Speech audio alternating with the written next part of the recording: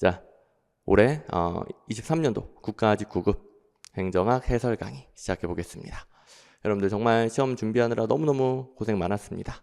그 고생한 결과 시험장에서 다 쏟아내고 좋은 점수로 연결됐으면 참 좋겠는데 이번 시험이 조금은 어려웠습니다. 그러다 보니까 수험생 입장에서 조금 어려우면 체감 난이도는 훨씬 올라간단 말이에요.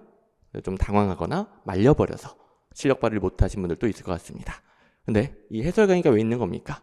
그 부분을 객관적으로 냉정하게 파악해서 다음에는 그러지 않도록 다음에는 좀 더 어렵게 나오더라도 말리지 않고 제대로 내 점수 나오도록 만드는 겁니다. 자, 그걸 위해 우리 같이 또 지금부터 하는 1시간 조금 넘게 제 해설 강의는 워낙 자세하고 워낙 많은 것들을 드리기 때문에 1시간 조금 넘어요. 그래도 같이 한번 파이팅해서 집중을 해봅시다. 자, 일단 이번 시험을 한마디로 정리하면 평균적인 난이도의 시험보다 한 문제 더 어렵게 출제됐다. 여러분들 뭐 믿을 수가 없죠. 하지만 저는 이제 최대한 객관적인 정보를 알려드려야 여러분들이 공부 방향을 제대로 잡고 이제부터는 제대로 공부해서 다음에는 한 문제 어렵게 출제되면 그 한 문제만 더 틀리고 원래 자기 실력 발휘하게 되는 거 아니겠습니까? 합격하게 되는 거 아니겠습니까? 그래서 일단 제가 일일이 다 해설 강의에서 설명을 해주고 다 보여줄 겁니다. 어쨌든 평균적인 난이도, 뭐 쉽다는 게 아니라 평균적인 난이도보다 한 문제 더 어렵게 출제됐고, 그러면 평균적인 난이도보다는 조금 더 어려운 시험이 맞습니다. 자, 근데 이 문제는 조금 어려워졌는데 폭락하신 분들, 심리적으로 말려버렸거나 아니면 그동안 객관식 행정학 시험 문제에 맞지 않게 잘못 공부한 거예요. 이 둘 다 문제죠. 둘 다 문제예요. 근데 우리 해설 강의에서는 특히 후자, 객관식 행정학 출제 포인트에 맞지 않게 엉뚱한 공부했을 때 노력은 열심히 했어. 정말 열심히 공부했어. 근데 시험 문제가 안 풀리고 조금 어렵게 내니까 답이 안 보여버리고 그걸 이제 오늘 잡는 겁니다. 자, 일단 데이터를 좀 보면서 같이 이야기를 해보시면 우리 왼쪽에 띄우는 게 9급 시험 평균적으로 기출문제라고 달아놓은 게 여태까지 모든 뭐 수만 개 기출문제 아니고 단원별 기출문제집인 기출에 강한 행정학 안에 있는 1800문제도 안 되는 기출문제만으로 바로 풀리는 문제 비중이 되겠습니다. 물론 평균적으로. 그 다음에 기존 기출문제에 없었던 좀 생소한 문제들, 뭐 행정학 범위는 무한정해요. 또 새로운 개정 범위도 있고 새로운 이론도 대학교도 교과서에 들어가고 그러면서 뭐 생소한 것도 출제될 수 있는데 생소한 문제를 굳이 둘로 나눴을 때 그래도 이 윗부분은 여러분들이 대처할 수 있는 거예요. 강의에서 다 배우는 것들이에요. 강의에서 배우고 모의고사로 제가 다 예상 문제 만들어주고 뭐 개정 법령 예상 문제 같은 거 다 만들어주고 올해 시험에도 제가 개정 법령 올해 처음 나온 거 이번 시험에 처음 나온 거 제가 두 개나 그대로 모의고사 그대로 나온 거 있죠. 아무튼 다 만들어주고. 근데 이제 100점 망치는 이제 현실적으로 여러분 다른 과목도 공부해야 되고 행정학 범위는 무한정하기 때문에 수험생 입장에서는 대비하기 어려운 거. 여기 평균적으로 이런데 이번 시험 좀 어렵다라고 그랬죠. 기출문제만으로 바로 풀 수 있는 게 한 문제 줄어들고 그다음에 100점 방지용 문제가 보통 이제 9급 같은 경우는 많아야 한 문제인데 두 문제 이렇게 출제가 됐습니다. 자, 그러면 여기서 여러분들 이 두 문제 틀렸다고 해봅시다. 틀렸어. 번호를 써보면 17번, 20번이 되겠습니다. 틀렸어. 그 다음에 이제 생소한 문제 같은 경우에는 7번, 19번인데 요건 다 맞출 수 있는 문제예요. 자, 생소한 문제 두 문제는 다 맞출 수 있는 문제입니다. 제가 이따 다 설명해 드릴 거예요. 일단 얘는 제가 모의고사로 계속 그러니까 모든 강의에서 다 찍어줬지만 모의고사로도 던져준 거. 그 다음에 7번은 행정학 공부하다 보면 틀리고 싶어 틀릴 수가 없죠. 여러분들 처음 보네? 근데 맞췄죠? 틀리고 싶어 틀릴 수가 없게 돼 있습니다. 자, 그리고 이건 기출문제집 있는 거란 말이에요. 모든 기출문제 아니고 1800문제도 안 되는 대비 가능한 기출문제 있었던 거니까 그것만으로 바로 풀리는 거. 요건 이제 여러분들이 대비 가능한 거니까 아직 좀 반복 훈련이 부족해서 좀 시간이 부족해서 여기서 좀 틀릴 수는 있겠지만 충분한 시간을 가지고 충분히 반복했으면 다 맞추는 거란 말이에요. 기계적으로 맞추는 문제들입니다. 그럼 몇 점? 90점. 90점. 이번 시험은 90점 맞았다 어마어마하게 초고득점한 점수가 되겠습니다. 90점. 이게 90점 맞으면 커트라인 훨씬 넘겠죠? 합격하면 되는 거예요. 그리고 혹여 여기서 실수하거나 대처를 못했을 수 있어요. 그래도 85점. 그래서 이게 두 문제는 현실적으로 수험생이 대비하기 어렵습니다. 맞추기도 힘들어요. 대처하기도 힘들었어요. 다 틀려. 다 틀리고 이거 맞으면 된다고요. 그리고 혹시 실수하더라도 85점 이상 맞았다. 고득점 한 거고요. 여러분들 합격하는데 넉넉한 점수가 됩니다. 이거보다 쉬운 과목도 있었잖아요. 쉬운 과목엔 더 점수가 잘 나왔을 거 아니에요. 그죠? 근데 이제 문제는 뭐야? 여기 기출문제집에 뻔히 있던 거 여기서 2개 이상 틀려버린 거야. 자, 여기서 응용 문제 한 2개 정도 있습니다. 응용 2개. 한 14문제는 진짜 기계적으로 풀리는 문제예요. 그 다음에 2문제는 소거하면서 응용, 필요하긴 해. 하지만 요걸 이제 다 틀리는 건 좀 아쉽지. 그래서 여기서 이제 2개 이상 틀려버렸다. 그러면 기출문제에서조차도 부족한 부분이 많은 겁니다. 자, 물론 더 잘 볼 수 있었으나 심리적으로 말리신 분들도 있을 거예요. 당황했던 분들도 있을 거예요. 이런 분들은 이제 앞으로 실력을 키우면 심리적인 부분도 당연히 보완이 됩니다. 또 멘탈 관리 저랑 같이 해나가면 되는 거고요. 어쨌든 70점 이하이면 이번 시험에서는 아쉽다. 어려운 시험 맞아요. 하지만 70점 이하는 아쉽다. 자, 공부 시간이 부족해서 반복 훈련이 부족해서 그런 건 어쩔 수 없지만 충분히 오랫동안 공부하고 행정 투자 많이 했음에도 불구하고 70점 미만은 여기서 많이 틀린 거예요. 여기서 이제 찍어서 맞는 것도 있었으면 더 많이 틀린 거죠. 이건 뭐다? 현실적으로 대비 가능한 거. 모든 강의에서 배우고 기출문제집에 뻔히 있는 거. 그럼 이제 그럼 진짜 그대로 출제됐는지 확인해야 되겠죠. 수험생들 입장에서는 또 그게 아닌 것 같은데요. 제가 시험장에 풀 때는 기출문제 없었던 것 같은데요. 아리까리 했는데요. 이럴 수 있단 말이에요. 그래서 해설 강의에서는 제가 일일이 다 확인을 시켜주죠. 지금부터 다 일일이 확인하고 이 2문제는 또 왜 풀 수 있는가 또 확인하고 얘는 틀려도 된다. 어떻게 준비하냐 한번 같이 보도록 하겠습니다. 자, 일단 출제 영역 분포는 특이하게 이번에 행정학 총론이 아주 조금 출제됐네요. 보통 이 정도까지는 아닌데 그래도 예전보다는 좀 덜 출제되는 추세이긴 하지만 이번엔 좀 많이 덜 출제됐고요. 그렇다고 앞으로 계속 한 문제나 그렇진 않아요. 3문제, 4문제 정도의 비중으로는 공부하셔야 됩니다. 이건 좀 일시적인 겁니다. 원래부터 정책이론 요새 잘 나오죠. 정책이론 문제 제가 더 많이 대비시키고 모의고사도 더 많이 만들어 드렸죠. 정책이론 요새 잘 나오고 그다음에 인사이론 같은 경우에는 국가직이 인사제도, 공무원 인사제도 문제를 되게 좋아해요. 그래서 국가직이 조금 더 많이 나오는 편입니다. 물론 지방직도 3, 4문제는 나와요. 근데 이번에 조금 많이 출제가 됐습니다. 이제 1번부터 가볼 건데 일단 행정이론에 대한 설명을 옳은 것은 일단 몸풀기 문제로 행정 총론 한 문제 처음이자 마지막 문제 줬네요. 매번 출제된 패턴으로서 이건 이제 여러분들이 다 대비하고 풀 줄 아는 문제죠. 행정관리론이 아니라 답을 말해버렸네. 과학적 관리론이 아니라 행정관리론이 포스트 코르브. 행정관리론이 포스트 코르브. 자, 2가지는 세계관은 비슷해. 관리론, 세계관은 비슷해. 집행의 효율성 추구하는 것 같아. 하지만 구체적인 내용은 다르죠. 포스트 코르브는 행정관리론, 원리주의. 그 다음에 2번 행태론 하면 가치와 사실을 구분한 다음에 둘 중에 사실에 초점을 맞춥니다. 사실에 기반하여 행정의 과학화를 시도했죠. 행태론 하면 증명하고 싶은 거야. 객관적으로, 과학적으로 증명하는 연구를 추구하는데 가치 판단, 옳고 그름 이런 거잖아요. 증명이 안 되죠. 객관적인 사실만 누구에게나 다 경험적으로 증명할 수 있는 내용이에요. 사실을 중심으로 연구합니다. 기출문제집에 똑같은 패턴 있죠.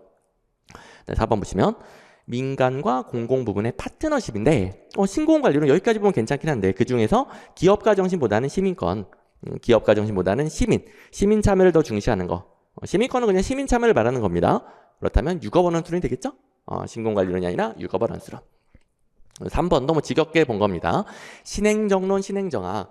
실중주의가 뭐죠? 행태론의 실중주의죠. 논리 실중주의를 비판하는 후기 행태론적 관점입니다. 신행정학, 후기 행태론적 관점. 그리고 사회문제 해결을 위한 사회적 형평성과 적실성을 강조하였죠. 뭐 지겹게 나오던 문제니까 여러분들 잘 푸셨을 텐데 1, 2, 4번에 관한 것도 기출문제집에 다 있지만 제가 다 일일이 확인시켜준다고 했으니까 문제 해결에 직결되는 거 위주로 한번 확인하고 넘어가겠습니다. 여기 이제 기출문제 달린 것들이 기출문제집에 있었던 내용들. 자, 다른 것들도 많아요. 근데 이제 신행정학에 대해서 1960년대 미국 사회 사회혼란 해결하지 못하는 학문적 무력함, 이게 행태론의 무력함이었어요. 거기에 대한 반성. 자, 밑에도 있죠. 행태론의 실중주의에 대해 관심을 가지는 게 아니라 실중주의, 논리 실중주의, 행태론, 반성, 비판 하면서 신행정론이 등장합니다. 그리고 사회문제 해결을 위한 적실성 있는 처방, 실천적 성격과 또 적실성, 얼마나 중요하면 2번이나 단어를 써주네. 그리고 사회문제 해결을 위한 사회적 형평성, 특히 1960년대 빈곤 문제 해결 위해서 사회적 약자를 배려한 사회적 형평성 개념 강조했었죠. 우리 두 문자까지 따서 외우는 거 아닙니까? 비형참고행으로서 신행정하면 비형참고행, 신행정하 비형참고행. 이 정도까지 했던 거. 그래서 뭐 가볍게 풀었을 것이고, 그다음에 이제 여러분들 이 문제야 쉽게 풀었겠지만, 다 잘 풀었겠지만, 그래도 기출 강의 초반이고 해설 강의 초반이고 제 강의를 처음 보는 분들도 있긴 있으니까 어쩔 수 없이 처음 보시는 분들을 위한 부연 설명 조금만 초반에 설명하고 넘어가도록 할게요. 자, 어쨌든 이렇게 제가 일일이 다 비교해 줄 것이고, 뭐 저는 뭐 기본서, 그 두꺼운 기본서, 뭐 내용도 어마어마하게 꽉 차 있는 기본서, 거기서 이거 적중했어요 뭐 이런 짓 안 하죠. 어떻게 다 읽어보고 어떻게 다 공부합니까? 현실적으로 대비 가능한 거, 기출문제 있는 거. 그리고 이런 짓도 안 하죠. 기출문제 뻔히 있는 거 모의고사로 만들어주고, 모의고사 적중했어요 제가 적중해주고, 이런 짓도 안 하죠. 기출문제 뻔히 있는 건데 뭐 기출문제 공부하면 됩니다. 그런데 제가 모의고사 중에서 좀 띄우는 게 있죠. 아시는 분들 아시겠지만 쌍둥이 모의고사는 띄웁니다. 왜냐? 기출문제예요. 왼쪽에 있는 거 기출문제입니다. 17년도 국가직 9급 기출문제예요. 오른쪽은 그 문제를 변형한 모의고사예요. 변형. 그러니까 왼쪽은 기출문제예요. 그것도 우리 국가직 9급 시험 보니까 국가직 9급의 최신 기출문제 확인해보고 가야 되겠죠? 최근 8개년도 국가직 9급 기출문제 160문제랑 그걸 일일이 변형한 모의고사 160문제, 이렇게 구성된 게 국가직 9급 쌍둥이 모의고사예요. 그러니까 기본은 기출문제. 볼까요? 실증주의적 연구지향 땡, 신행정학에서 실증주의 땡, 똑같은 패턴. 이건 행태론이다. 간단한 해설. 기출문제는 제가 간단한 해설 다뤄놓습니다. 적실성은 행정학 또 나오고, 효율성 아니야, 사회적 형평성이야. 두 문제를 띄우다 보니까 조금 안 보일 수 있겠지만, 실증주의는 행태론이야, 신행정학, 후기 행태론. 신행정학에서는 실증주의 땡, 사회적 형평성, 적실성. 그리고 이제 비슷한 출제 포인트, 혹은 실행정에서 나올 수 있는 또 다른 출제 포인트들 변형해서 모의고사로 또 연습. 이렇게 구성된 모의고사가 쌍둥이 모의고사라서 결국 이제 기출문제 강조하는 거예요. 물론 기출문제 없던 것을 제가 기가 막히게 변형해가지고 똑같이 적중시키기도 해. 근데 어쨌든 기출문제 기반이니까 그거는 그런 것도 이제 제가 적중했다 안 해요. 저는 이제 모의고사 뭐 기출문제 뻔히 있는 거 변형해도 된 다음에 적중했다 이런 짓 안 하고, 뭐 온갖 거 다 던져주고 적중했다 이런 짓 안 하죠. 딱 여러분들이 현실적으로 대비 가능하게, 현실적으로 고득점 할 수 있게 만들어줍니다. 자, 어쨌든 이렇게 쌍둥이 모의고사에서 지금 이렇게 변형 문제, 뭐 기출 문제 똑같이 나오는 거 확인했잖아요. 이번 시험에 7, 8문제 정도는 쌍둥이 모의고사에서 그대로 출제된 것들이 있습니다. 되게 이제 적으면 5문제, 많으면 10문제 정도가 최근 8개년도 해당 시험 기출문제에서 그대로 출제가 돼요. 얼마나 최근 문제가 중요하다는지 아시겠죠? 그렇다면 여러분들 지방직 9급 대비하신 분들은 지방직 9급 쌍둥이 모의고사도 따로 출간됩니다. 지방직 9급 최근 8개년도 기출문제랑 변형 모의고사 이렇게 또 출간이 되니까요. 꼭 그걸로 마무리하셔야 돼요. 이건 필수예요. 어차피 최근 기출문제 봐야 된단 말이에요. 그래서 정리하면 단원별 기출문제집인 기출에 강한 행정학으로 합격 실력을 만들고, 마무리는 해당 시험별 쌍둥이 모의고사. 가장 간단하게 기출문제 2단계로 정리해드리면 이렇게 되겠습니다. 자, 뒤에 계속 나올 겁니다. 근데 2번 배버의 이념형 관료제에 대한 설명으로 옳지 않은 것은 아주 기본 문제, 난이도 하 문제죠. 밑에 것부터 보시면 상관이 관료를 임명하는 등 계층제적으로 상관이 관료를 통제합니다. 그 다음에 3번 직위의 권한과 임무는 문서화된 법규, 법규에 의한 지배를 기본으로 하고 문서주의를 기본으로 하죠. 오케이. 그리고 법규에 의한 지배, 법적 합리적 권위에 의한 지배라고 하죠. 이것과 대비되는 게 뭐예요? 전통적 지배 땡, 카리스마적 지배 땡. 베버가 전통적, 카리스마적, 법적, 합리적 지배 세 가지를 제시한 다음에 전통적 땡, 카리스마적 땡. 이거 시험에 나온다라고 그랬죠? 봉건적이 전통적인 거예요. 전통적인 거는 신분, 봉건 사회 하면 신분제 사회 아니겠습니까? 신분에 의한 지배. 땡. 나온다라고 그랬죠? 자, 또 똑같이 제가 알려준 대로 나왔고, 이거야 뭐 기출문제 뻔히 있는 겁니다. 베버의 관료제의 기술적 우월성. 관료제가 목표 달성도를 극대화시키는데 기술적인 부분에서 우월하다. 그러면서 첫 번째 특징, 법적, 합리적 권한에 의한 지배. 이건 뭡니까? 목표 달성도를 극대화시키는 법규를 규정한 다음에, 이건 목표 달성도 극대화하는 거니까 합리적인 법규죠. 그대로 따르도록 하는 겁니다. 그래서 보편성에 근거한 객관적 업무 수행을 하도록 만드는 거죠. 그래서 또 기출문제에 있는 것 그대로 다 보여드리고요. 그 그다음에 이 문제 같은 건 좀 오래된 문제지만 제가 가끔씩 오래된 문제 남겨두는 경우가 있어요. 이 문제가 그냥 기본서나 마찬가지죠.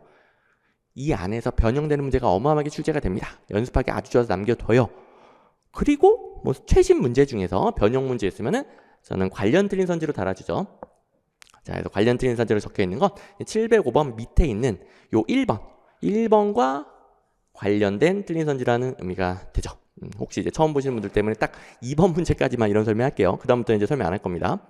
해설에 집중할 거예요. 조금만. 오케이. 자, 그래서 법적 합리적 권한을 이렇게 바꿔내더라. 전통적 집에 땡, 카리스마적 집에 땡 이렇게 낸다라고 그랬죠. 그대로. 틀리게 낸 패턴도 미리 연습할 수 있죠.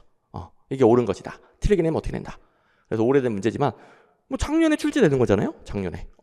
최근에도 계속 반복된 출제 패턴 올해도 똑같이 출제됩니다.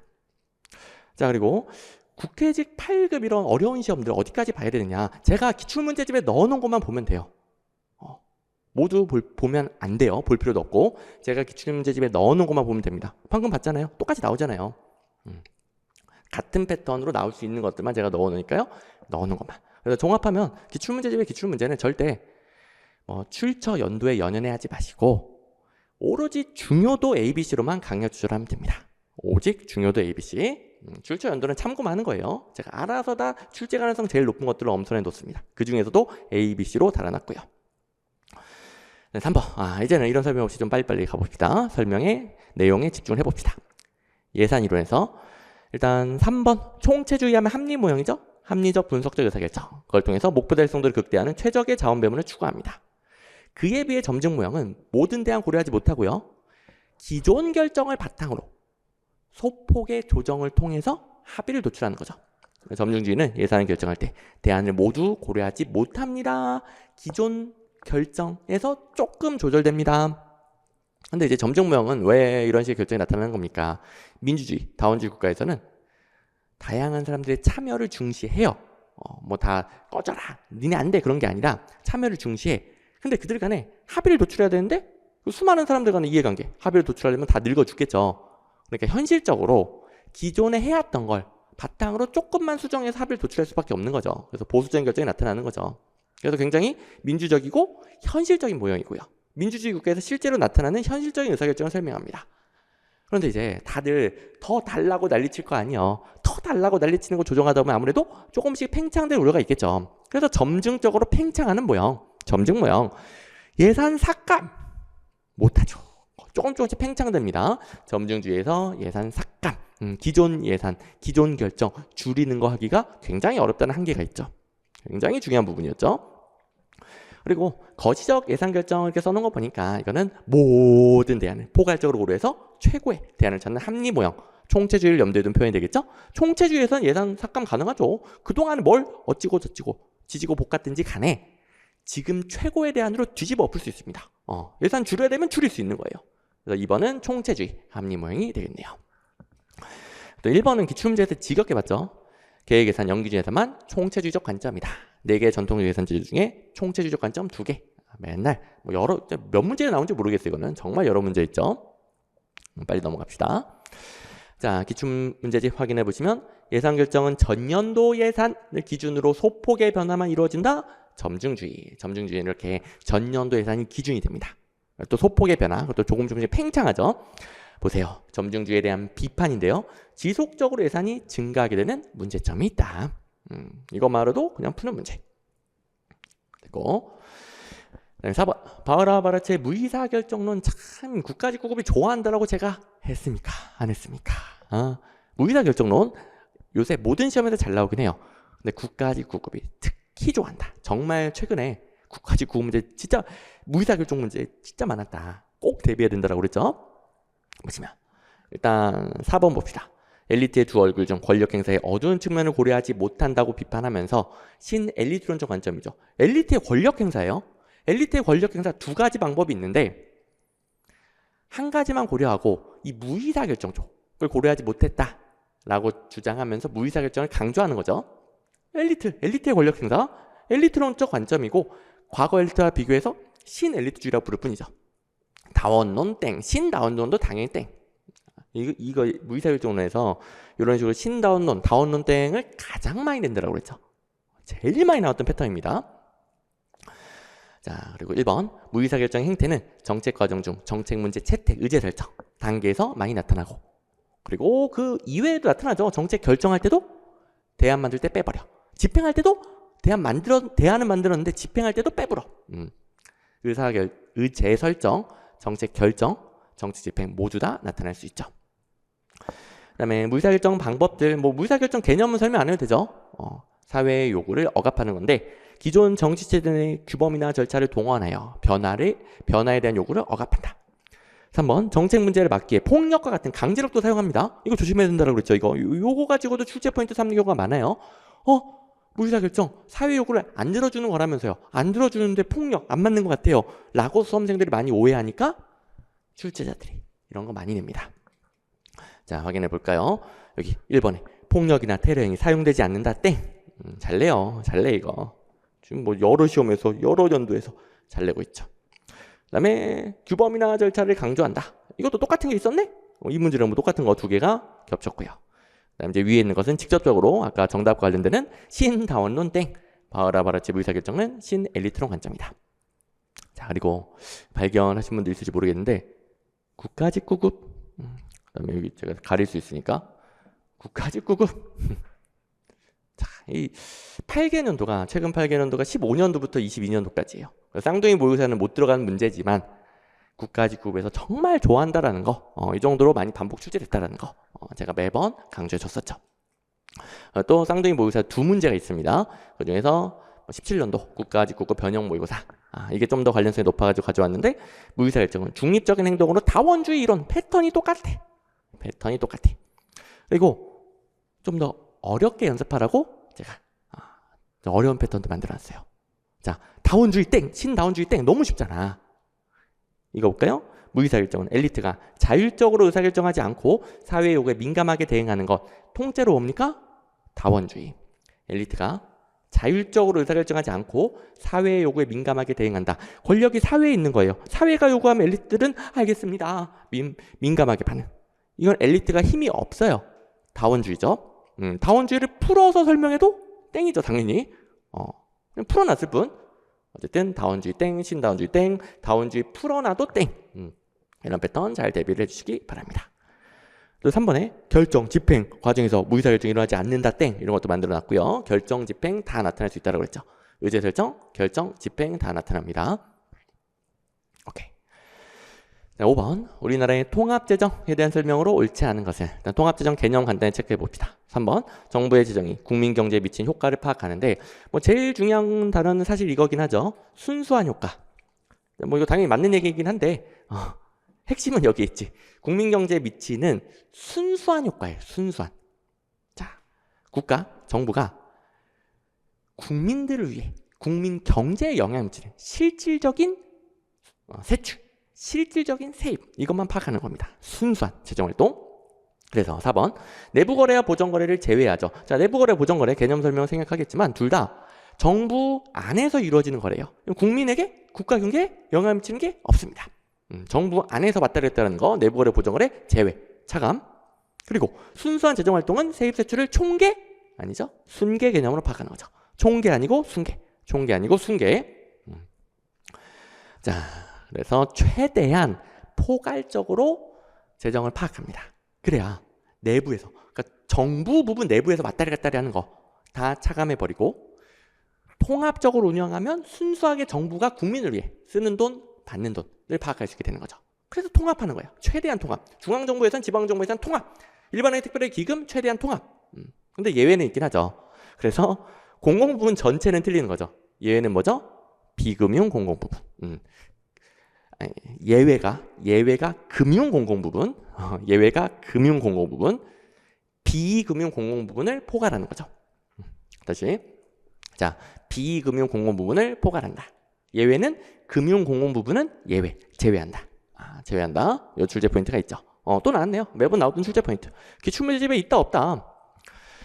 다음 중 우리나라 통합재정 범위에 포함되지 않는 것은 금융부분. 이름을 다 외울 필요는 없어요. 금융 어찌고 포함이 안 됩니다. 금융 공공 부분은 포함되지 않습니다. 자세한 사례 안 외워도 됩니다. 이름에 금융이 들어가니까요. 금융 부분 포함되지 않는다.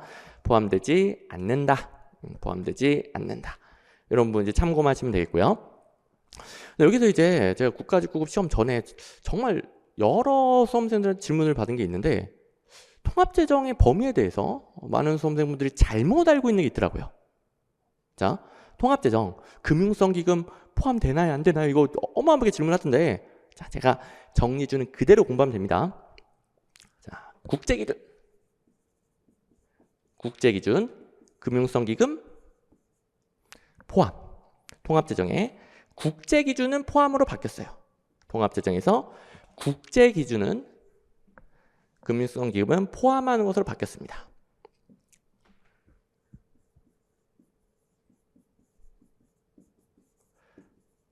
그리고 우리나라는 이 국제기준에 준하도록 하고 있어요. 그러니까 참고하는 거죠. 참고하라는 것이지 꼭 따라야 되는 게 아닙니다. 그리고 우리나라는 아직 포함하지 않습니다. 간단하죠? 우리나라는 금융성기금 포함하지 않습니다. 이거는 논란 있는 내용이 아니고요. 우리나라 국가재정법이랑 국가재정법 시행령에 우리나라 통합재정 금융성기금 포함하지 않는다라고 그냥 적혀 있어요. 제 추측 그런 거 아니고 법과 시행령에 그냥 그대로 적혀 있는 내용이에요. 근데 얘랑 섞은 거야. 섞어가지고 잘못 이해한 거지. 이거 맞는 내용이에요. 잘 알고 있어요. 여러분들 잘 알고 있어. 이거는 국제기준은 금융성기금 포함하는 것으로 바뀌었다고요. 잘 알고 있어. 근데 우리나라 통합재정 안 바뀌었다고요. 법이랑 시행령에 명시되어 있다고요. 금융성기금 포함하지 않는다. 이걸 왜 이렇게 질문하는 거야 도대체? 뭘 어떻게 잘못 배운 거예요? 자, 제가 알려주는 그대로만 공부해야 됩니다. 오케이. 자, 그래서 하도 질문 많이 하니까 좀 정리를 했고 6번 정책평가에서 내적 타당성에 대한 설명으로 옳은 것은 자, 제가 정책평가 쪽 정책평가의 내적 타당성, 외적 타당성, 개념 구분, 저해 요인 구분 이런 것들 국가직 구급뿐만 아니라 모든 시험에서 잘 나온다라고 그랬죠. 또 이게 어렵잖아요. 이해하기 힘들어요. 어려워요. 하지만 그래도 기출문제 보면은 정답을 구할 수 있는 패턴이 있습니다. 정답을 구할 수 있는 키워드는 있어. 그래서 이해하면서 배우면 더 좋아. 저도 이제 엄청나게 자세하게 이해시켜주는 부분이죠. 하지만 이해가 혹이 안 되더라도 부족하더라도 어떻게든 기출문제 반복해서 풀어야 된다고 그랬고 요건 그냥 기출문제만 반복하면 푸는 문제예요. 그냥 키워드만 가지고도 푸는 문제죠. 어쨌든 이런 데서 실력 차이를 벌려야 된다고 했습니다. 왜? 모든 수험생들이 어려워하거든. 어쨌든 내적 타당성은 3번 집행된 정책 내용 때문에 정책 효과가 발생했는가 이 둘 간의 인과적 추론의 정확성을 내적 타당성이라고 하고요. 이런 표현은 기출문제집에 여러 가지로 나오죠. 자, 나머지도 확인해 보시면 1번 분석 및 평가 결과를 다른 상황에도 적용. 이건 다른 상황에 적용하는 다른 상황이. 다른 말로 하면 세 글자로 일반화시킬 수 있는 정도는 외적 타당성이 되는 거죠. 자, 이 결과, 정책에 효과가 있는가? 이 결과에서 인과적 추론의 정확성은 내적 타당성. 그 결과를 다른 상황에 적용할 수 있는 정도는 일반화할 수 있는 정도는 외적 타당성. 그다음에 2번 이론적 구성요들의 추상적 개념을 성공적으로 조작하는 정도 구성 타당성이죠. 뭐 제일 어렵긴 하죠. 그래도 이론적 구성 요소 어쩌고저쩌고 구성 타당성. 이론적 측정 요소, 이론적 요소 어쩌고저쩌고. 그냥 기출문제 지겹게 나오잖아요. 구성 타당성. 구성 타당성인가 바로 알 수 있어야 되겠고 이거는 측정하기 너무 어려운 개념을 측정하기 용이한 걸로 대신 구성했는가. 예를 들어 정책, 경찰을 늘렸어. 그랬더니 실제로 국민들이 안전해졌는가? 안전 어떻게 측정하지? 너무 추상적인데? 그래서 안전을 대신 측정하기 위해 범인의 검거율로 바뀐 거예요. 범인의 검거율이 올라가면 안전 올라간다. 나름 관계가 있죠. 이런 관계가 있는 구성요소. 줄여서 이론적 구성요소를 성공적으로 조작했는가. 이걸 구성타당성이라고 하는 거죠. 그 다음에 4번. 반복해서 측정했을 때 일관성 있는 결과를 얻는 정도는 뭡니까? 이건 타당성이 아니죠. 신뢰도죠. 신뢰도. 아예 개념이 틀렸습니다. 자, 그리고 이런 문제가 정말 많은데 그래도 최대한 여러분들에게 도움이 되는 최대한 비슷한 것들만 구성을 해놨어요. 일단 첫 번째, 집행과 효과 사이의 인과관계를 정확히 파악할 수 있는 평가는 내적 타당성. 그리고 이 문제에 관련 틀린 선지로 집행과 효과 간의 인과관계의 정확성을 의미하는 거. 앞에 문제하고 더 비슷한 표현도 있습니다. 여러 가지 표현을 연습할 수 있게 이 문제에 이게 관련 트리 선지고 죄송합니다. 이게 관련 트리 선지고 원래 문제 그리고 또 다른 관련 트리 선지 여러 가지로 연습할 수 있게 만들어 놓은 문제예요. 그리고 밑에 1번 두 번째 거 자, 구성 타당성은 어찌고 이론적 구성률들이 성공적으로 조작화된 정도. 너무 표현이 똑같죠. 어렵긴 하지만 너무 똑같잖아요. 기계적으로 풀 수 있게 됩니다. 외적도 많지만 좀 생략을 했고 4번 타당성 물어보면서 정책의 대상 집단과 내용 등이 동질적이나 정책 평가 시기 정도만 달리했을 때 자, 대상 집단 내용 똑같은 평가예요. 근데 시기만 다르게 했어. 그러면 점수도 일관적으로 나야 되겠죠. 그래서 평가 결과의 측정값에 상관관계 분석한다? 일관적인지 분석하는 거예요. 신뢰도죠, 신뢰도. 그래서 타당성 문제에서 신뢰도 땡. 다 나오던 패턴. 됐고요. 자, 다음에 이제 첫 번째 생소한 문제가 등장했네요. 이건 이제 기출문제 없는 거예요. 처음 나온 거야. 그리고 왜 낸지도 모르겠어. 응?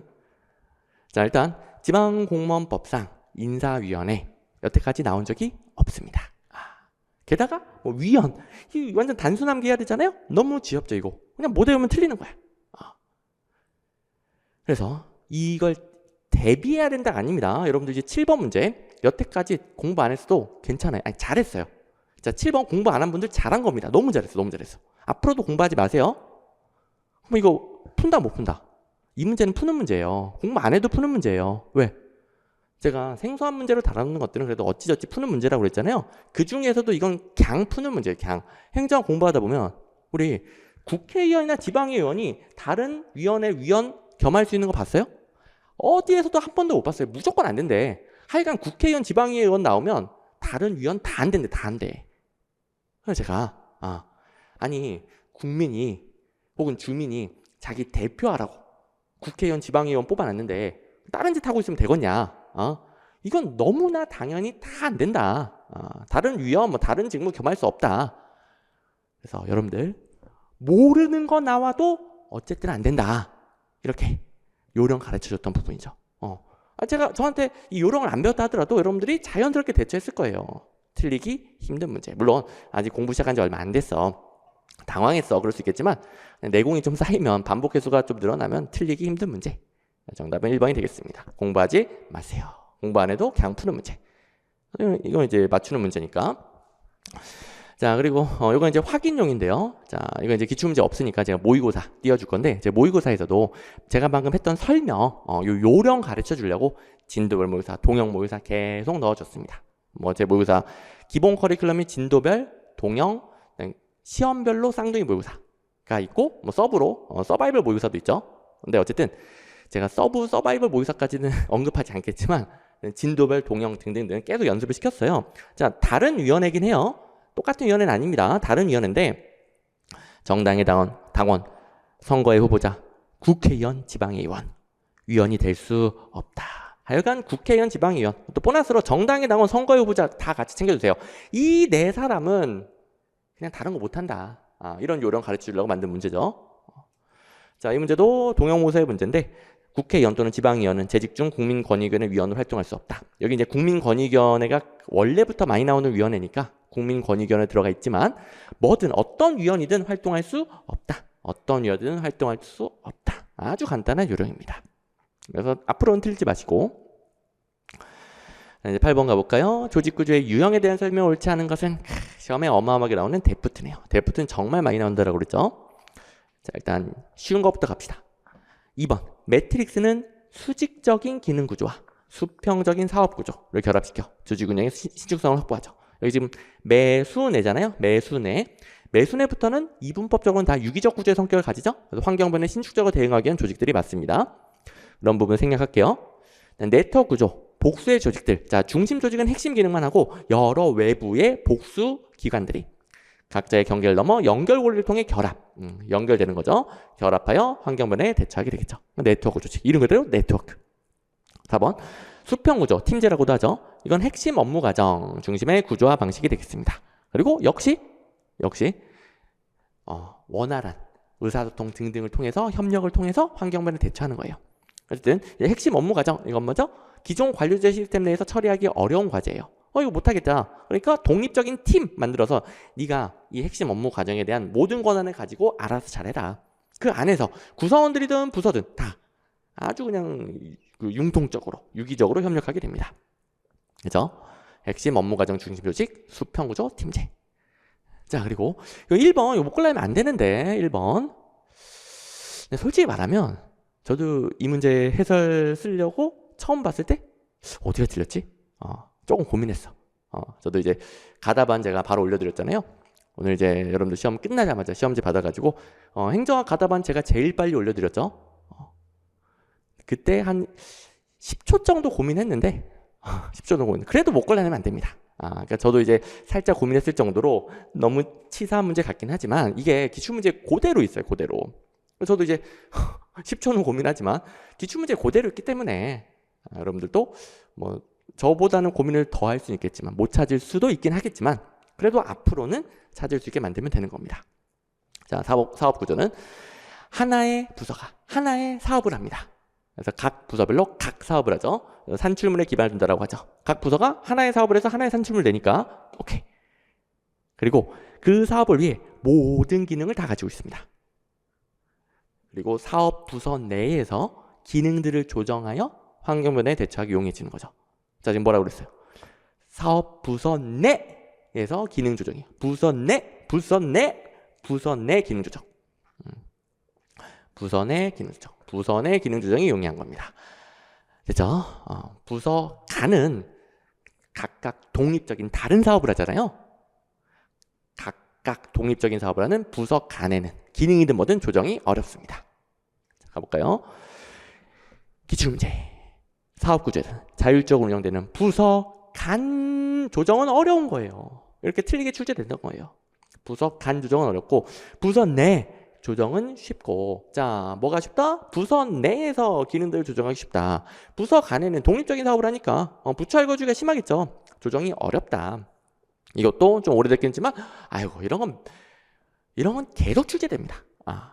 이건 이제 앞으로 몇십 년 동안 계속 출제되는 주제예요. 데프트의 조직구조 유형은 어마어마하게 출제됩니다. 옛날 문제든 지금이든. 그리고 뭐 경찰 간부 따다내기도 하고. 참고로 경찰 간부나 경찰 승진 시험 같은 경우는 기존 공무원 기출문제에서 그대로 따다냅니다. 맨날 똑같은 것들 출제가 돼요. 워낙 중요한 내용이죠. 이 문제 외에도 여러 문제에 반영되어 있습니다. 그래서 못 고르면 안 되는 문제. 자, 이렇게 일일이 기출문제는 확인하다 보니까 조금 어떤 경우는 마음이 아프기도 해. 내가 열심히 안 한 것도 아닌데, 선생님, 저도 있었던 거 알고, 저도 이제야 본 기억이 나요. 근데 시험장에서 못했는데 너무너무 저도 아쉬운데, 선생님, 있었잖아요. 왜 못 풀었어요? 혼내기만 하고 너무 마음이 아파요. 제가 이제 혼내는 게 아니고 방향을 잡아주는 겁니다. 있었으니까 엉뚱한 데서 헤매지 말고 기출문제에 있었던 것 중에 많이 틀리면 그걸 먼저 제대로 잡는 거예요. 자, 제가 좀 이따 설명해 줄. 17번, 20번 이런 문제 대비 못해가지고 점수가 낮은 게 아닙니다. 기출문제 있었던 걸 틀리니까 점수가 낮은 거예요. 틀릴 거 틀리고, 틀릴 걸 틀려야 더 중요한 거 반복해서 85점, 90점 맞지. 다른 과목 95, 100점 맞지. 더 쉽게 출제된 과목. 행정학도 쉽게 출제되면 95, 100점 맞고. 자, 방향성 제대로 잡으셔야 됩니다. 속상하지만 방향성을 제대로 잡아야 돼요. 그다음에 9번 연공주의. 많이 출제되는 주제는 아닙니다. 연공주의 하면 전통적인 직업 공무원제적 방식 아니겠습니까? 근무 기간을 가장 중시하죠. 또 근무 기간에 따른 계급 가장 중시하는 직업 공무원제 방식이에요. 기억, 장기 근속으로 조직에 대한 공헌도 높이고요. 디귿, 계층적 서열 구조 등등으로 조직의 안정성 이런 직업 공무원제 특징 아니겠습니까? 그에 비해 대비되는 거 뭐죠? 성과주의죠, 성과주의. 니은, 개인의 성과에 따른 보상. 땡. 조직 내 경쟁, 이것도 네 성과 많이 내야 보상 많이 준다. 이런 식으로 경쟁시키는 거죠. 경쟁을 통한 개인의 역량 개발 다 성과주의가 되겠습니다. 자, 이거 많이는 안 나오지만 그래도 한 문제는 대비를 해야 되기 때문에 저도 기출문제집에 하나 넣어놨어요. 전통적인 연공주의, 인적자원 관리 비교할 때 성과주의, 인적자원 관리. 이번에는 성과주의 물어보고 있어요. 성과주의 물어보고 있으니까 성과 능력 중심이라 이게 옳은 거죠. 성과 능력 중심의 평가. 개인의 역량 개발. 자, 직급 중요하지 않아요. 성과 많이 내고 역량이 많은 사람이 승진하고 성과부터 많이 받는 거예요. 그죠? 직급 파괴. 자, 급 개념 있잖아요. 계급이든 등급이든 직급이든지 간에 급 개념. 급 개념이 가장 근무 기간, 계급 이런 부분을 중시하는 개념이죠. 그거 파괴하고 일 잘하는 사람, 성과 많이 내는 사람을 중시하는 거예요. 보상도 많이 주고요. 승진도 마찬가지죠. 됐고, 이제 보너스로 형식 요건 중시하고 규격화된 임용, 이렇게 직업 공무원제적 방식 아니겠습니까? 연공주의, 그냥 근무 기간에 따른 규격화된 임용 통제하고. 그래서 보너스로 좀 봤고요. 자, 그다음에 이제 10번 가보시면 앨리슨. 앨리슨 모형. 제 무이사 결정론이랑 앨리슨 모형은 정말 국가직구급이 좋아한다. 둘 다 뭐 모든 시험에 잘 나오긴 해요. 하지만 국가직구급 특히 좋아한다. 이제 쌍둥이 모의고사 8회짜리 160문제 있잖아요. 그 중에서도 국가직구급이 가장 좋아하고 많이 냈던 거 40문제 뽑아가지고 국가직구급 한 가장 직전에, 뭐 기간마다 다르겠지만 거의 한 2, 3주 전에 40문제만 뽑아도 라이브 특강, 파이널 특강을 해줘요. 지방직구급도 해줄 겁니다. 그래서 여러분 쌍둥이 모의고사 보고 그 중에 40문제는 더 중요하니까 더 보고, 이런 식으로 지방직구급도 마무리하시고. 근데 거기서 제가 40문제를 줄였음에도 불구하고 찍어주는 게 무이사 결정론 앨리슨 모형, 어마어마하게 출제된다라고 그랬죠. 몇 번째인지 모르겠어.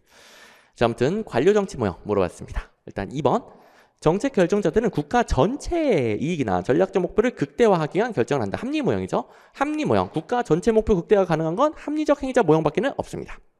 그리고 4번, 정부는 단일한 결정 주체가 아니라 반독립적인 하위 조직들이 느슨하게만 연결된 집합체요. 하위 조직들이 주된 참여자면서 조직 전체 목표 안 되고요.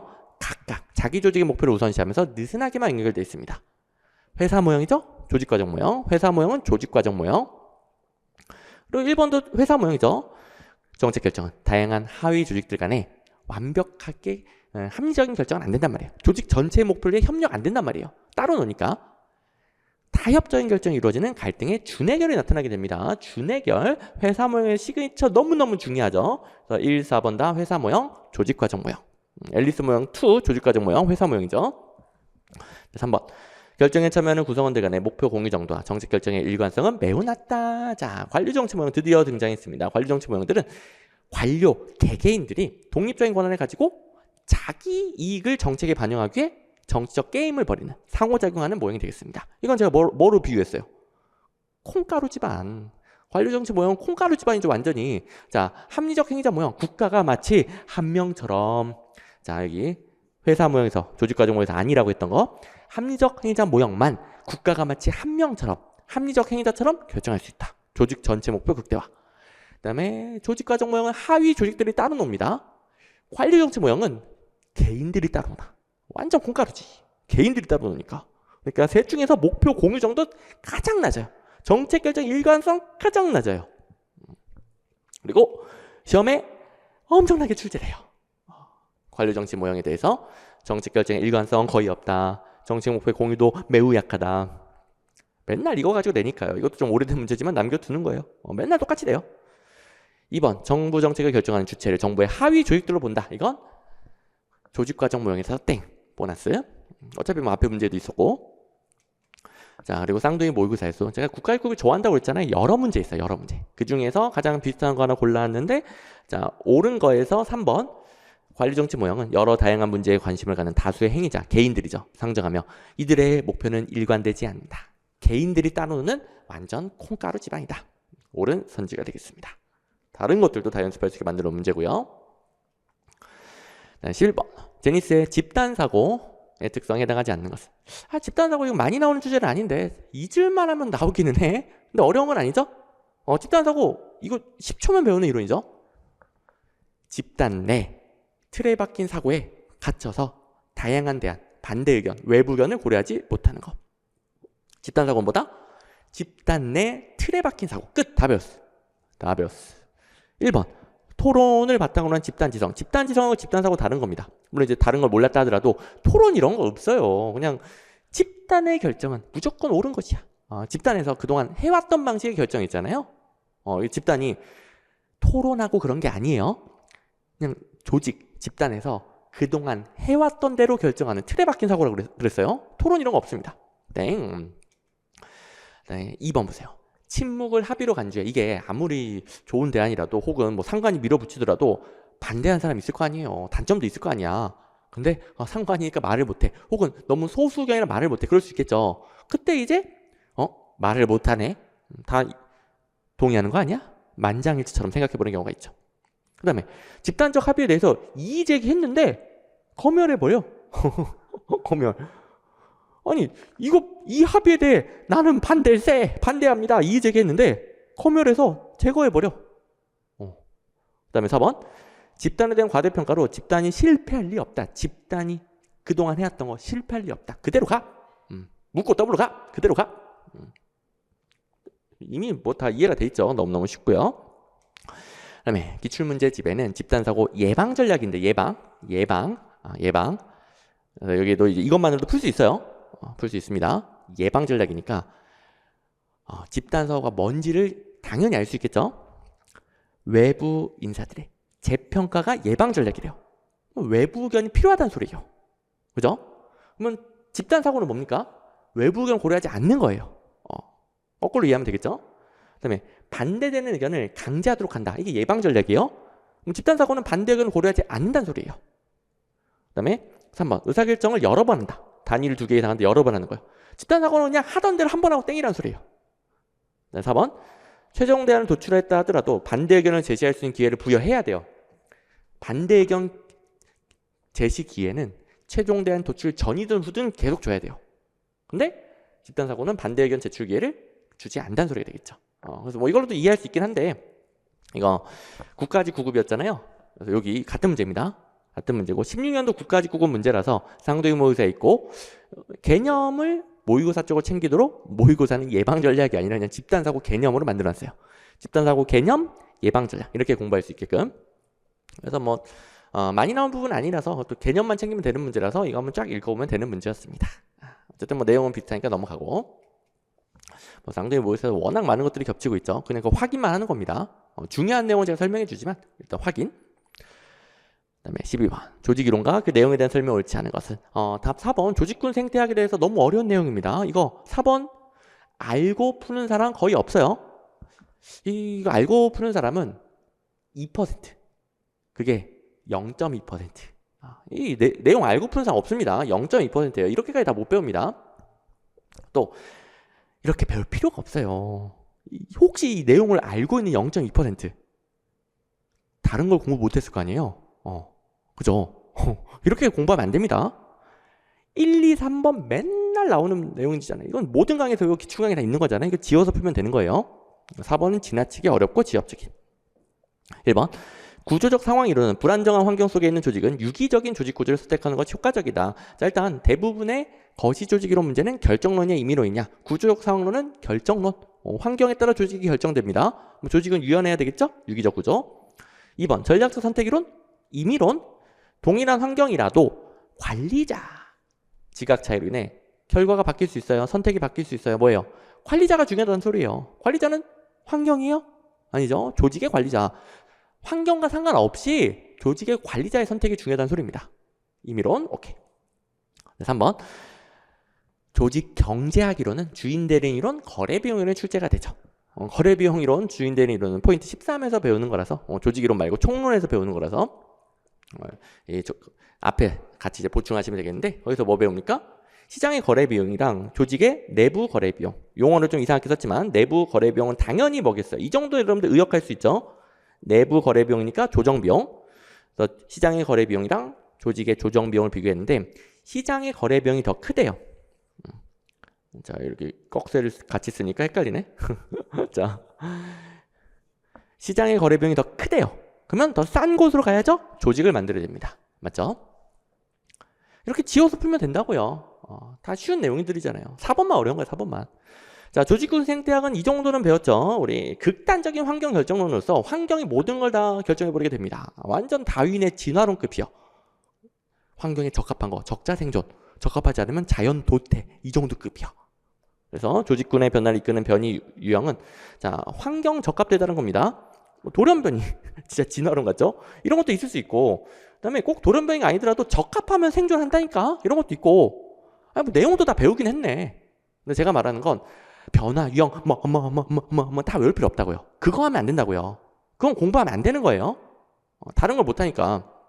우리 시간과 에너지는 한정돼 있잖아요. 자, 이번에 뼈저리게 겪어봤죠? 불안한 마음에 공부 범위 마구마구 넓혀. 이런 것 때문에 마구마구 넓혀. 그러면 정작 매번 기출문제에 있던 거, 매번 나오는 거 여기서 틀려버립니다. 공부는 열심히 했는데 점수가 떨어져 버려. 열심히 했는데 떨어지면 얼마나 억울해요. 그래서 제가 강약 조절해주는 대로 공부해야 돼요. 그리고 배운 걸로 풀 수 있다 없다? 있다. 적자 생존이라며. 적자 생존. 또 변화 중에서 자연 도태도 있을 거 아니야. 적자 생존 자연 도태 배웠잖아요. 돌연변이뿐만 아니라.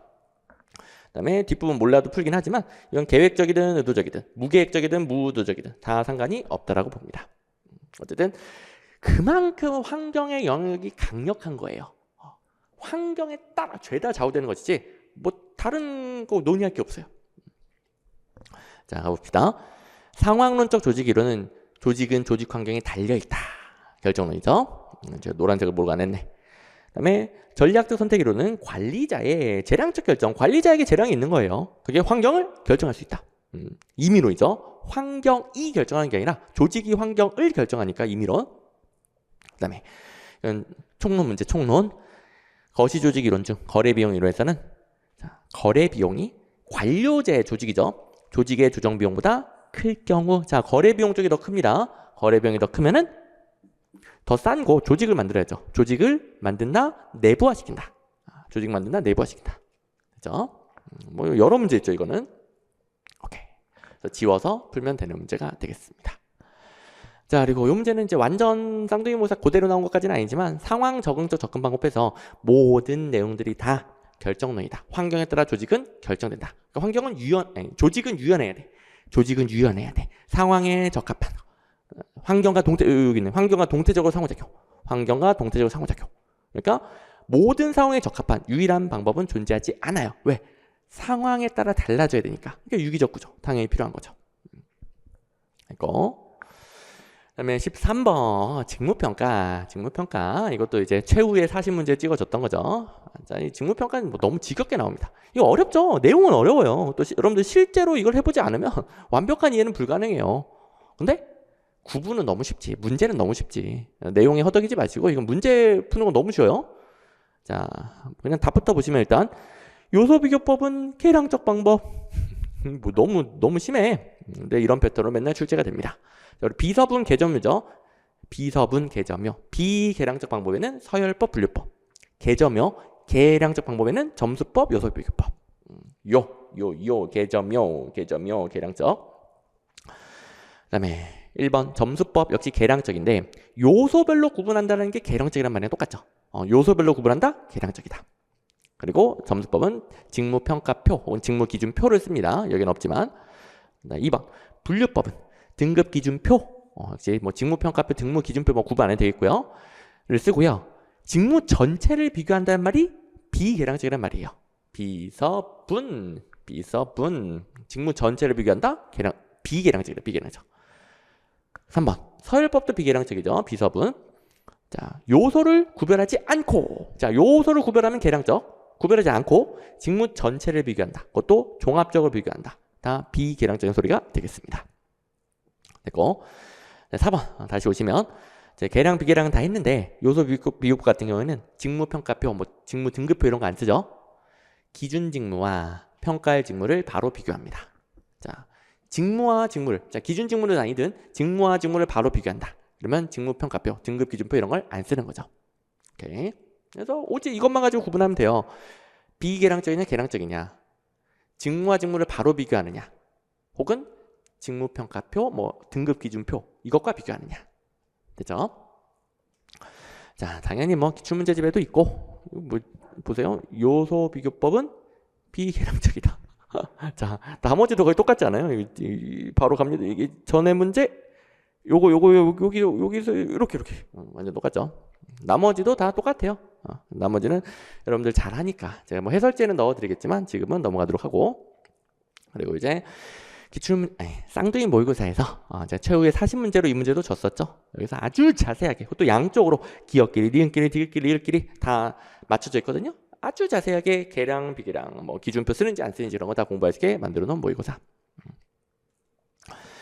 14번 우리나라 전자정부 이거 대비하라고 했습니까? 안 했습니까? 자, 1번에서 혹시 3년 보고 땡 하신 분 없겠죠? 지능정보사의 종합계획 3년 단위로 바뀌었다. 21년도부터 3년 단위로 바뀌었고, 또 제가 개정법령 예상 문제는 개정법령 문제 자체가 개정되고 바로 출제되는 경우가 드물고 한 2, 3년 지나면서 나온다고 그랬잖아요. 21년도에 개정된 거 23년도 시험에 나오잖아요. 오히려 작년에 안 나오고 2년 지나니까 나오잖아요. 개정법령 문제는 이런 식으로 한 2, 3년 좀 익어야 돼. 바로바로 나오면은 너무 떫어. 좀 이렇게 어느 정도 익힌 다음에 나옵니다. 좀 맛있게 익은 다음에. 물론 이거는 이제 직접적인 출제 포인트까지는 아니었지만 처음으로 개정된 이후에 언급이 됐고요. 요거 이제 5년으로 알고 있다가 땡 하신 분들 없을 것으로 믿습니다. 제가 워낙 강조해줬기 때문에 3년으로 바뀌었고, 근데 이걸 넘어갔으면 2번 이거는 제가 제일 많이 낸다. 무조건 대비해라. 과기부 장관이라는 거, 행안부 장관이라는 거, 이거 구분하는 거 제일 많이 낸다. 요령 있죠. 다 안 해도 되죠. 자, 행정 내부의 전자정부 시스템과 관련된 거, 행정안전장관. 그리고 국가 전체적인 거, 과학기술정보통일장관. 뭐 요령도 다 배우고. 자, 기억나시죠? 전자정부 기본계획 행정안전부 장관, 물론 이제 법 규정상으로는 중앙사무관장기관의 장으로 되어 있습니다. 근데 행정부는 행안부 장관, 중앙사무관장기관의 장 또는 행안부 장관, 과기부는 땡이고, 과기부 장관이 지능정보사의 종합계획을 만드는 거죠. 그 다음에 전자정부 기본계획은 5년이죠. 여기는 안 바뀌었죠. 오케이. 나머지는 공부할 필요 없습니다. 뭐 참고만 하세요. 이건 이제 배우는 내용이긴 한데 쉬워서 안 한다는 소리예요. 쉬워서. 됐고. 자, 기출문제집 보니까 지능정보사의 종합계획 과기부 땡. 너무 앞서갔어. 다시. 지능정보사의 종합계획 행안부 땡. 과기부 장관. 지능정보사의 종합계획은 과기부 장관. 전자정부 기본계획 문제는 제가 안 넣어놓긴 했지만 제가 전자정부 기본계획 쪽이 중앙사무관장기관의 장 행안부 장관이다. 그리고 다른 내용에서 행안부 과기부 과기부 구분하는 문제 잘 나오니까 챙겨둬라. 제가 이제 맨날 입에 닳도록 말했으니까 이건 이제 똑같은 케이스는 아니라 하더라도 지능정보사의 종합계획 과기부 장관, 전자정부 기본계획 행안부 장관, 이거 여러분들 잘 대비했을 것으로 믿습니다. 어쨌든 뭐 똑같은 케이스가 없긴 없다 보니까 자, 이것도 언급해야 되네. 이것도 제가 기출문제, 과거 기출문제들은 다 개정법령 반영해서 고쳐놓습니다. 그것도 이거 당연히 국가직 9급에 있네요. 근데 어쨌든 무슨 말라고 그러냐면 똑같은 거 없으니까 제가 모의고사로, 자, 강의 시간에 당연히 강조해 주지만 모의고사로 계속 연습시켰어요. 기출문제 똑같은 게 없다 보니까.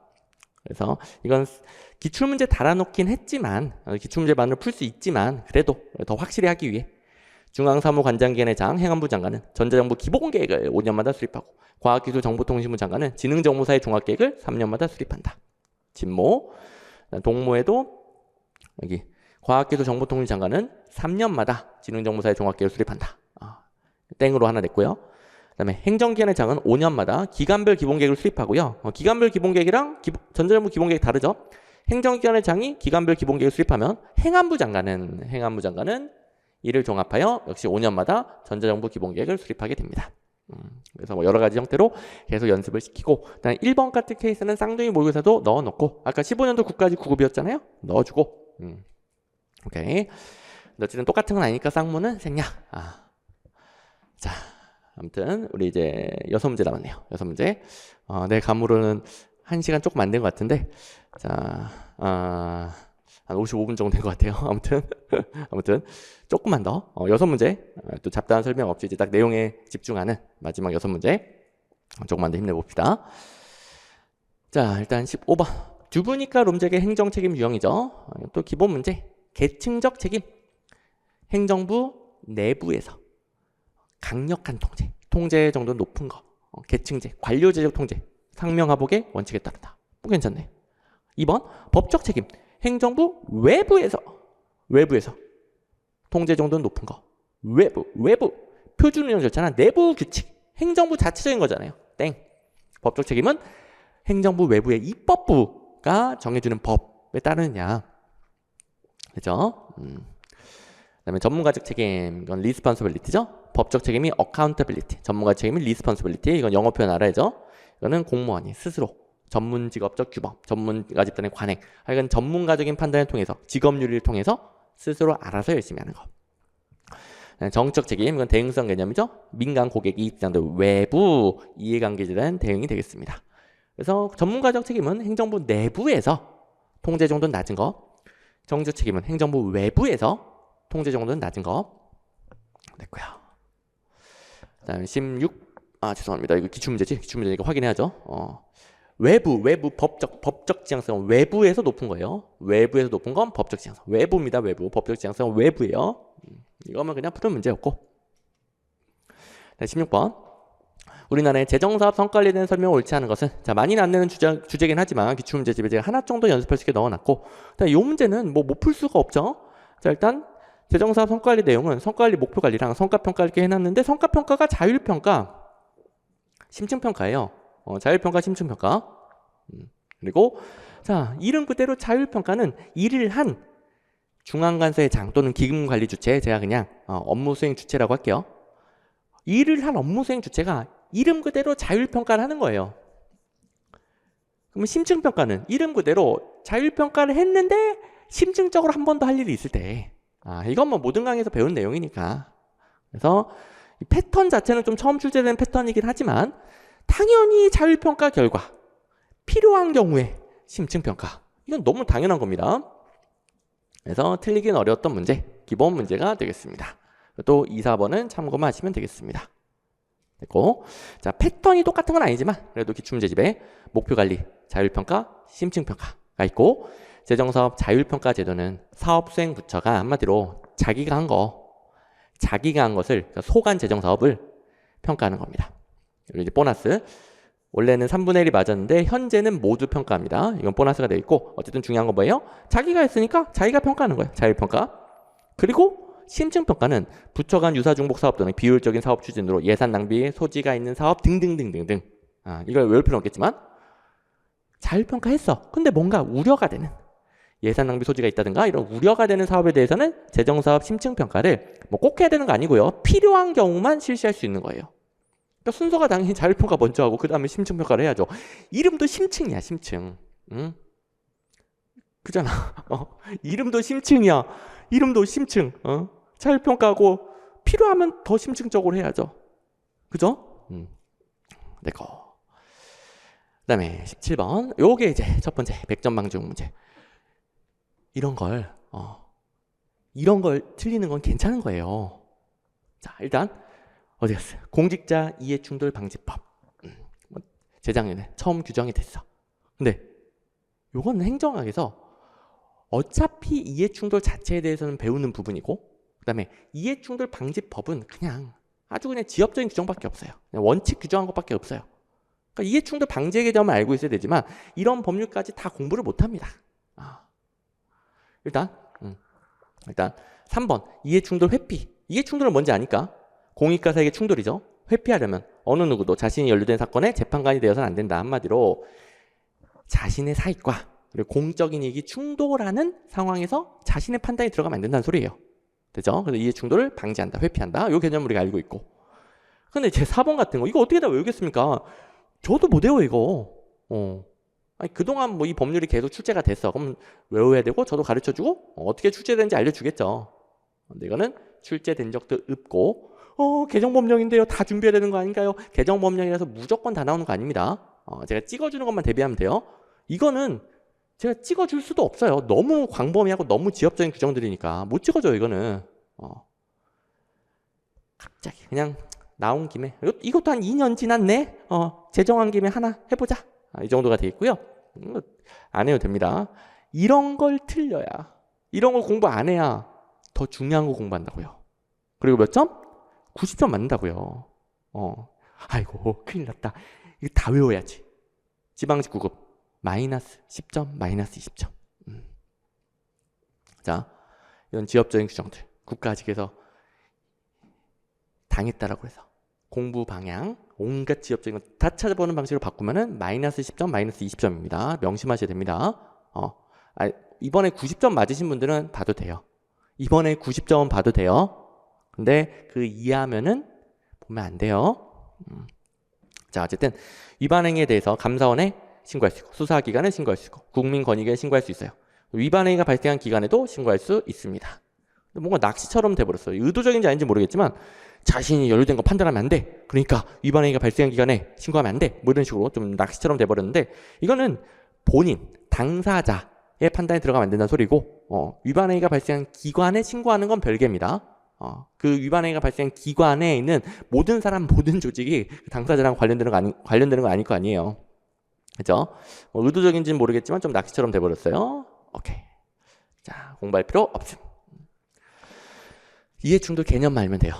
그 다음에 이제 직위해제. 이런 것도 이제 틀리면 큰일 나는 거지. 이거 틀리면 큰일 나는 거지. 17번 공부하면 큰일 나고요. 18번은 틀리면 큰일 나요. 딱딱 정확하게 공부 범위를 잡아야 됩니다. 여러분들 헤매지 않고 방향이 잡히죠. 자, 직위해제가 징계라니. 국가공무법상 징계는 파면, 해임, 강등, 정직, 감봉, 견책 이 6가지만 징계라고 하죠. 나머지는 공무원이 잘못해서 불이익 줬다고 해서 무조건 징계 아니죠. 나머지는 징계 아니에요. 그리고 2번 직위해제는 직위만 해제합니다. 신분상실 아니죠. 그다음에 3번 직무수행 능력이 부족하거나 근무 성적이 극히 나쁜 자에 대해서 직위해제가 가능하고요. 우리 직위해제 사유는 외워야 됩니다. 이건 시험에 여러 가지 형태로 잘 나오죠. 또 기출문제 여러 개 있고요. 자, 첫 번째 능력 성적 부족 등등등 제가 다 하진 않을게요. 다 외워야 됩니다. 자, 4번 직위해제 사유가 소멸된 경우에는 곧바로 직위를 부여하도록 되어 있습니다. 법률 규정에 지체 없이 뭐 인사위원회 심의 이런 거 없어요. 3개월 이내는 이런 거 없어요. 임용권자는 지체 없이 직위를 부여하도록. 4번 규정까지는 몰랐어도 괜찮습니다. 어차피 3번 모르면 큰일 나거든. 자, 1, 2, 3번 모르면 큰일 나고 3번 알면 푸는 문제입니다. 자, 기출문제랑 비교해 보시면 3번 직위해제는 직무수행 능력이 부족하거나 근무 성적이 극히 나쁜 경우. 이게 직위해제 사유가 들어간 문제는 이 문제 외에도 여러 가지가 있어요. 그 다음에 신분을 유지한다. 둘 다 배울 수 있어가지고 제가 그냥 이 문제를 골랐습니다. 신분을 유지합니다. 강제로 직무를 담당하지 못하게 하는 거. 그 다음에 다시 파면, 해임, 강등, 정직, 감봉, 견책만 징계라고 그랬어요. 강임은 징계 아닙니다. 마찬가지로 강임, 직위해제, 직권면직, 당연퇴직 이런 거 징계 아니잖아요. 징계인 것처럼 땡으로 잘립니다. 쌍둥이 모의고사에서 국가직 구급이 워낙 공무원 인사제도 문제를 좋아한다고 했잖아요. 당연히 있고요. 우리 1번에 직위해제는 법률상 징계 종류 규정되어 있지 않다. 반전. 직위해제는 징계 아니다. 반전. 이런 것도 있고. 됐고요. 여기는 이제 이거 외에는 관련된 건 없었네요. 이거 하나 있네요. 그 다음에 19번. 자, 지방자치법에서 처음으로 도입된 주민참여제도는 이거는 뭐 제가 모든 강의에서 대비시키고 모의고사로 다 만들어줬던 거. 규칙에 조례 말고 규칙에 재정 개정 폐지와 관련된 의견을 지방자치단체에게 제출하는 거. 이거 제가 알려주니까 이건 규칙이고 단체장에게 제출하는 거잖아요.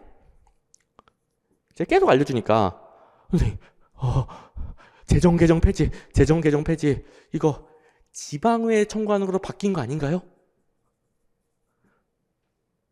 그건 조례의 재정 개정 폐지는 지방의회 청구한 대로 바뀌었죠. 이건 뭐야? 규칙의 재정 개정 폐지와 관련된 의견은 단체장에게 제출합니다. 이걸 제가 계속 알려주니까 이거 새로 도입됐습니다. 새로 들어왔어. 그러니까 앞으로 대비 계속 알려주니까 선생님 지방으로 바뀐 거 아닌가요? 그건 조례. 규칙. 자, 이제 더 이상 안 헷갈리죠? 이거는 처음 나오는 패턴이 완전 처음 나온 제도니까 제가 생소한 문제를 달아놨는데 이거 솔직히 기출문제 다뤄도 되지 않을까요? 이거 솔직히 왜? 요 세 가지 제도는 한 10몇 년 전 기출문제부터 계속 있잖아요. 그죠? 기출문제집에 이 세 가지 제도는 옛날 문제부터 계속 등장하잖아요.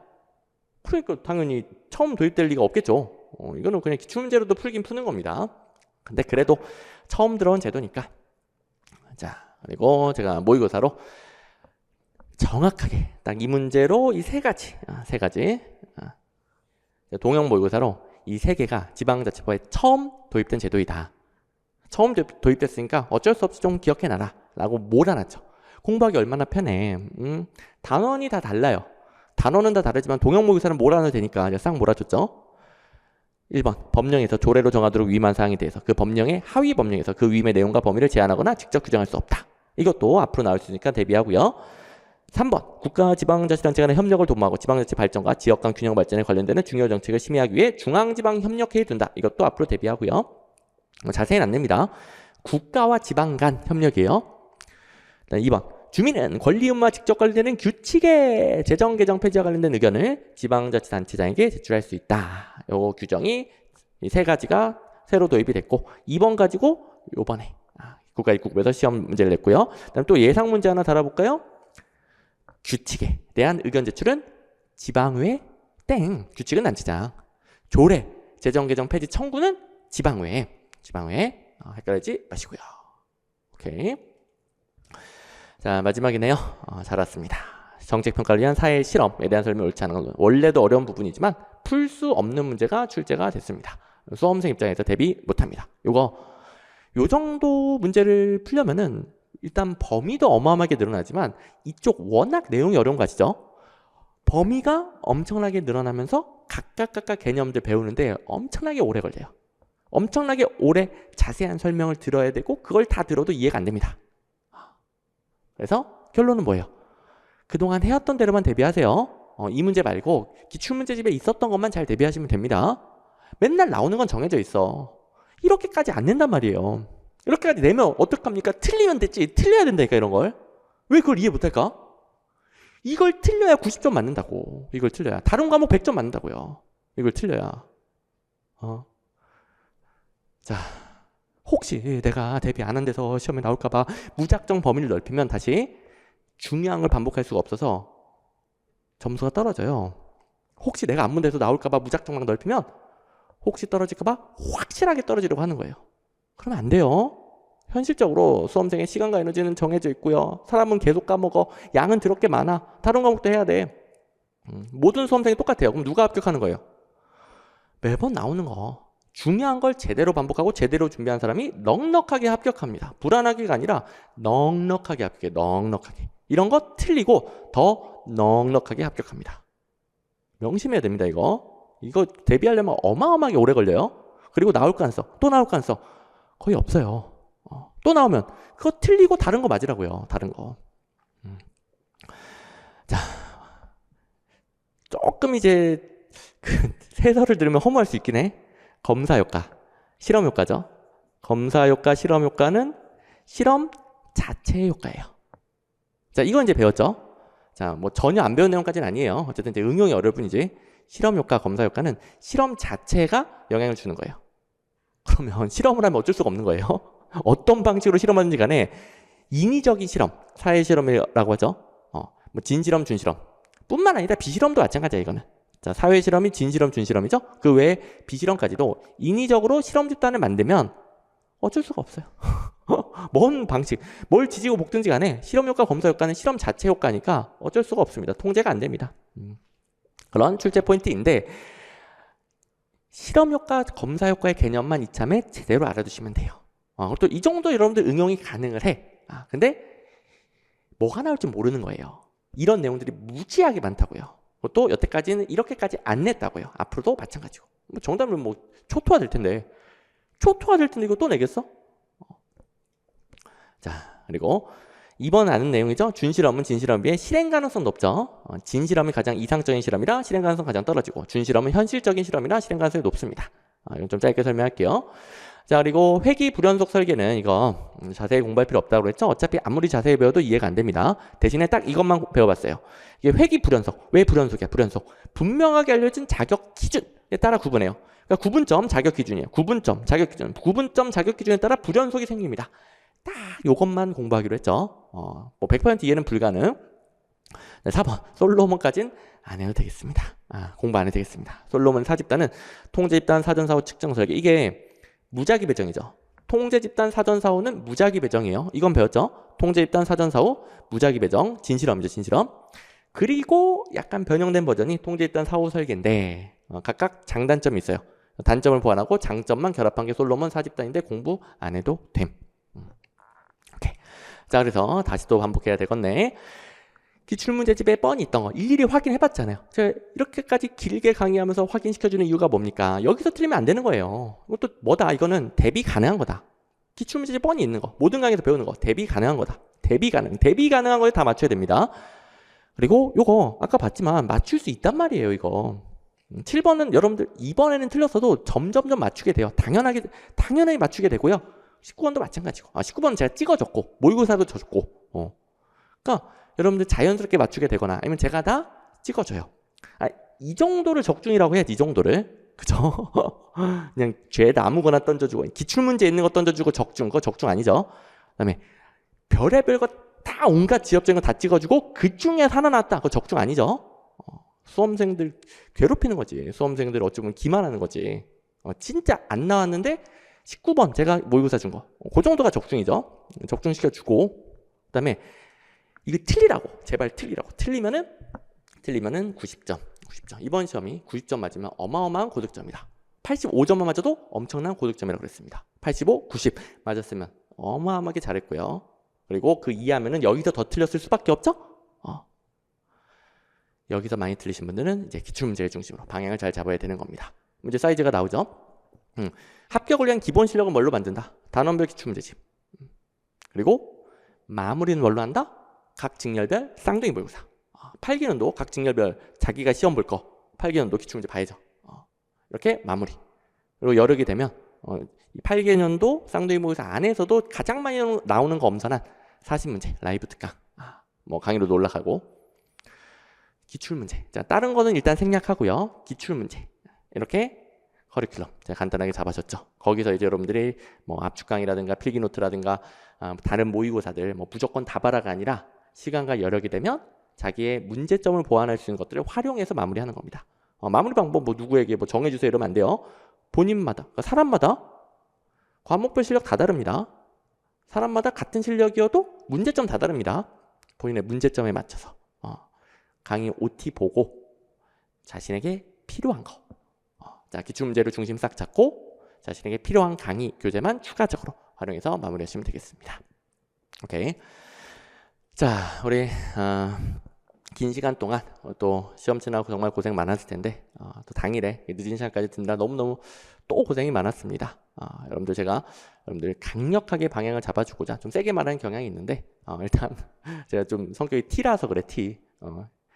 F가 별로 없어. T라서 그런 거니까 좀 여러분들 합격시키기 위한 이성적인 방법, 정말 합리적인 과학적인 방법 이걸 이제 여러분들이 꼭 따라하고 다음 시험에는 오늘 같은 기분 겪지 않고 합격하는 정반대의 기분, 어마어마하게 날아갈 것 같은 기분을 느끼라고 이렇게 강력하게 말씀드렸으니까 절대 마음에 상처 주려고 한 거 아니에요. 표현 방법이 제가 그럴 뿐이지.